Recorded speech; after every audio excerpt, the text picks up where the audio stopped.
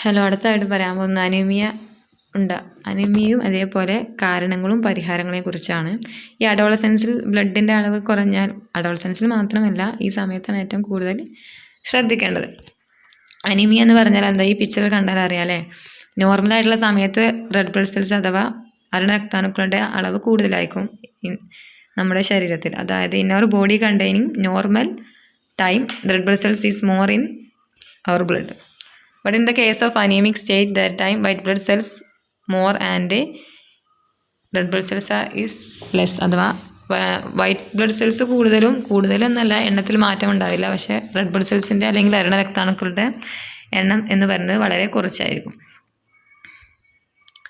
Anemia is a condition caused by decrease in the number of red blood cells in the blood or a decrease in the hemoglobin, the pigment in red blood cells. അതായത് രക്തത്തിലെ ചുവന്ന രക്താണുക്കളും എണ്ണത്തിലുള്ള കുറവ് കൊണ്ടോ ചുവന്ന രക്താണുക്കളിലെ വർണ്ണവസ്തുവായ ഹീമോഗ്ലോബിൻ്റെ കുറവ് മൂലമോ ഉണ്ടാകുന്ന അവസ്ഥയാണ് അനീമിയ. അതായത് ഒന്നുകിൽ ബ്ലഡ് ഇല്ലാത്ത അവസ്ഥ, അല്ലെങ്കിൽ ബ്ലഡിൽ ഏറ്റവും കൂടുതലുള്ളത് എന്ത് കണ്ടൻറ്റാണ്? Haemoglobin content. അതായത് നമ്മൾ ബ്ലഡിന് ചുവപ്പ് നിറം കൊടുക്കുന്നത് ആരാണ്? ഹീമോഗ്ലോബിനാണ്. ഒന്നുകിൽ ബ്ലഡിൻ്റെ എമൗണ്ട് അല്ലെങ്കിൽ ഹീമോഗ്ലോബിൻ്റെ കണ്ടൻറ്റ് ബ്ലഡിലോ കുറഞ്ഞാൽ ഉണ്ടാകുന്ന അവസ്ഥയാണ് എന്ന് പറയുന്നത് അനീമിയ എന്ന് പറയുന്നത്. Anemia is symptoms of this. If you suffer from anemia, your blood's ability to carry oxygen decreases, causing you feel tired and weak. It can also affect brain function, leading to poor memory and concentration. അതായത് ഇതിൻ്റെ ലക്ഷണങ്ങൾ എന്തൊക്കെയാണെന്ന് ചോദിച്ചാൽ വിളർച്ച, anaemia ബാധിച്ച രക്തത്തിന് oxygen സംഭരിക്കാനുള്ള ശേഷി കുറയും, ക്ഷീണം ഉണ്ടാകും, അതായത് causing you feel tired and weak, തളർച്ചയും അനുഭവപ്പെടും, തലച്ചോറിൻ്റെ പ്രവർത്തനക്ഷമതയെ ബാധിക്കും. It can also affect brain function, leading to poor memory and concentration. അതായത് തലച്ചോറിൻ്റെ പ്രവർത്തനക്ഷമതയെ ബാധിക്കുന്നതിനാൽ ഓർമ്മയും ഏകാഗ്രതയും കുറയാനും ഇത് കാരണമുണ്ട്. കോൺസെൻട്രേഷനൊക്കെ വളരെ കുറയും. One of this reason leading to anaemia is the lack of iron in the body. Anaemia ഉണ്ടാകാനുള്ള മെയിൻ കാരണം എന്ന് പറഞ്ഞാൽ നമ്മുടെ ശരീരത്തിൽ ബ്ലഡിൽ എന്തില്ല?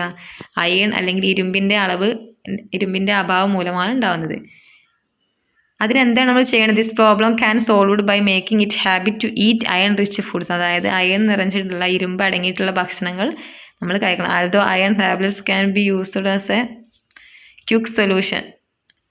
പെട്ടെന്നുള്ള പരിഹാരമായ അയൺ ഗുളികകൾ ഉപയോഗിക്കുമെങ്കിലും ഭക്ഷണ ക്രമീകരണത്തിലൂടെയാണ് എന്ത് ചെയ്യുക? അതിന് മാറ്റം സംഭവിക്കുക. It is necessary to ensure the availability of essential nutrients to the body through diet.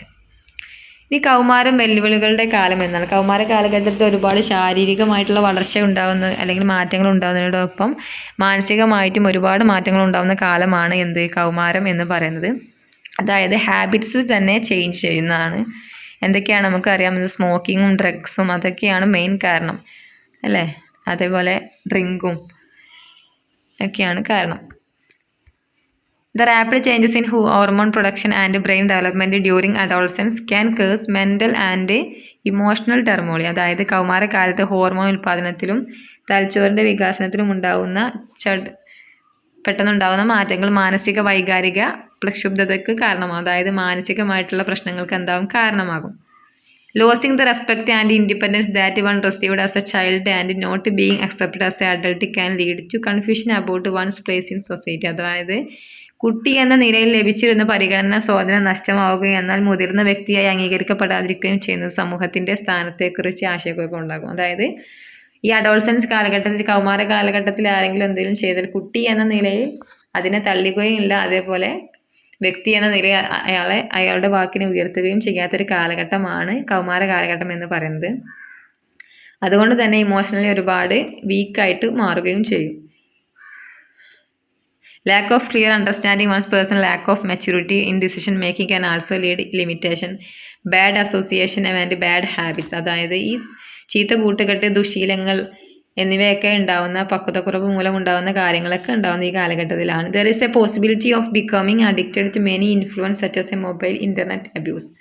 അത് മാത്രമല്ല മൊബൈൽ, ഇൻ്റർനെറ്റ് ദുരുപയോഗം എന്നിങ്ങനെ പല സ്വാധീനത്തിൽ അടിമപ്പെട്ടു പോകാനും സാധ്യതയുണ്ട് എന്നാണ് പറയുന്നത്. അടിമപ്പെടുത്തുന്ന മറ്റു ശീലങ്ങളാണ് നമുക്കറിയാം ഡ്രഗ്സ്, അതേപോലെ സ്മോക്കിംഗ് ഒക്കെ, അല്ലെ? നാശത്തിലേക്കുള്ള വഴിയാണ് അതൊക്കെ.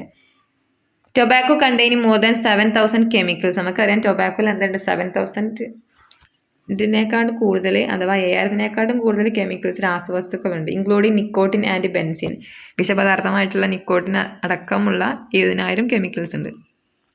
About to 70 cause cancer. അതായത് ഇവയിൽ 70ഓളം രാസവസ്തുക്കളും എന്തിന് കാരണമാകുന്നുണ്ട്? ക്യാൻസറിന് കാരണമാകുന്നുണ്ട്. Smoking narrows the blood vessels preventing oxygen from reaching the body tissue. Smoking നമ്മൾ പുകവലിക്കുന്ന മൂലം എന്താ സംഭവിക്കുക? ബ്ലഡ് വെസൽസിൻ്റെ വ്യാപ്തി കുറക്കുന്നുണ്ട്. Preventing oxygen from reaching the bodies tissue.